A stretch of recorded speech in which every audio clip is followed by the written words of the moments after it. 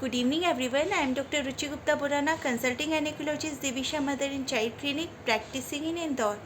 जो case series हमने start करी थी हाइपरप्रोलेक्टिनीमिया के ऊपर, उसमें अब मैं सेकंड केस अपना स्टार्ट करती हूँ। इसमें हमारे पास एक पेशेंट आई है जो कि 2 साल से प्रेगनेंसी के लिए ट्राई कर रही है, यानी कि पेशेंट हमारे पास इनफर्टिलिटी की कंप्लेंट के साथ आई है। पेशेंट ने ऑलरेडी अपना इनफर्टिलिटी का थोड़ा वर्कअप करा रखा है। उस वर्कअप को हमने रिव्यू किया, उसमें हमने देखा कि पेशेंट का जो प्रोलैक्टिन है वो 70 की रेंज में है और जो उसका थायराइड है वो 45 की रेंज में है। बाकी पेशेंट के जो अदर टेस्ट हैं जैसे HSG वगैरह वो नॉर्मल है। पेशेंट के दूसरे हार्मोन्स जैसे कि LH, FSH, टेस्टोस्टेरोन वगैरह नॉर्मल है। ब्लड ग्रुप और जो रूटीन इन्वेस्टिगेशन होते हैं इनफर्टिलिटी के, वो बाकी सब नॉर्मल है। तो अब पेशेंट का थायराइड भी बढ़ा हुआ है और उसका प्रोलैक्टिन भी बढ़ा हुआ है। तो अब इस केस में हम कैसे प्रोसीड करेंगे? पहले हम पेशेंट का पूरा एग्जामिनेशन करेंगे। हिस्ट्री लेने के बाद हिस्ट्री पेशेंट से पूछ लिया कि पेशेंट का मैरिड लाइफ कितना है, पेशेंट कब से ट्राई कर रहे हैं, उसके पीरियड्स रेगुलर है कि नहीं है, उसको किसी तरह का कोई पहले बीमारी तो नहीं है, या परिवार में कोई अन्य सदस्य जो हैं माता जी, उसके पिताजी, उनको कोई लंबी बीमारी तो नहीं है।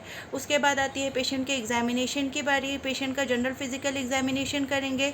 उसमें पेशेंट का वेट लेंगे, पेशेंट से पूछेंगे कि उसके आइज़ वगैरह में उसका आई साइट प्रॉपर है कि नहीं है, उसको देखने में कोई दिक्कत तो नहीं हो रही है, उसके अलावा उसको कुछ क्रोनिक हेडेक वगैरह की समस्या तो नहीं है। ब्लड प्रेशर वगैरह लेंगे, उसका पल्स देखेंगे।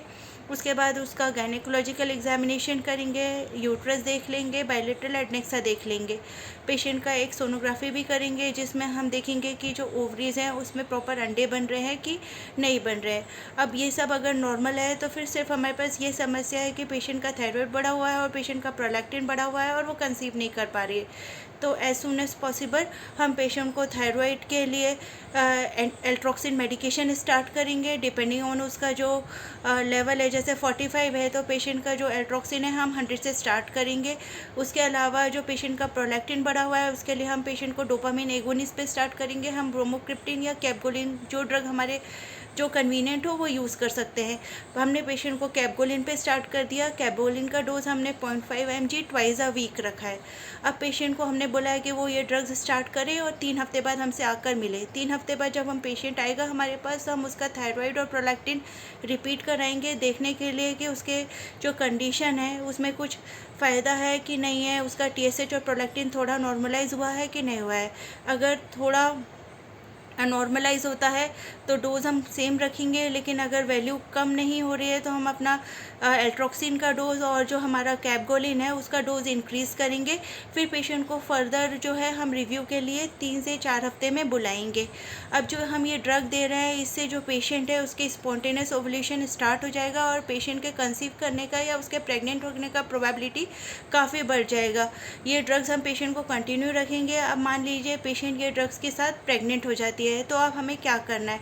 तो सबसे पहले हमें पेशेंट को रीअश्योर करना है कि जो एल्ट्रोक्सिन ड्रग है वो भी प्रेगनेंसी में टोटली सेफ़ है, और जो दूसरे हम कैपगोलिन ड्रग दे रहे हैं डोपामिन एगोनिस्ट वो भी कैटेगरी B ड्रग है, यानी कि वो प्रेगनेंसी में सेफ़ है। इसमें अब हम पेशेंट का लेवल चेक कर लेंगे, उसका TSH कितना है और उसका प्रोलैक्टिन कितना है।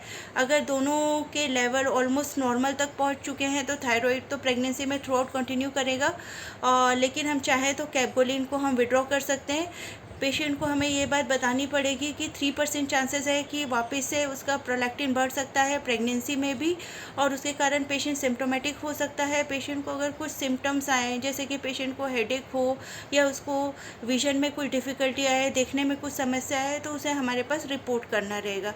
और ये जो दोनों हॉर्मोन्स है थायराइड और प्रोलैक्टिन, इनका प्रेगनेंसी में हम एवरी 1.5 to 2 मंथ्स चेकअप करते रहेंगे देखने के लिए कि इनका लेवल नॉर्मल है कि नहीं है।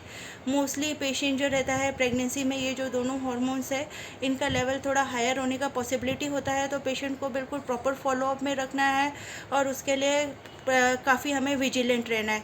फिर पेशेंट नॉर्मली फॉलोअप में रहा, 9 मंथ में पेशेंट डिलीवर हो गया। अब उसके बाद क्या करेंगे? तो जब पेशेंट डिलीवर हो जाता है उसके बाद 2 वीक्स बाद दोनों जो ड्रग्स हैं थायराइड और प्रोलैक्टिन के लिए एल्ट्रोक्सिन और कैपगोलिन उनको हम रिव्यू करेंगे, देखेंगे कि पेशेंट का वैल्यू कितना है थायराइड हार्मोन का और प्रोलैक्टिन हार्मोन का, और हमें ये ड्रग कंटिन्यू करने की ज़रूरत है कि नहीं है। Thank you.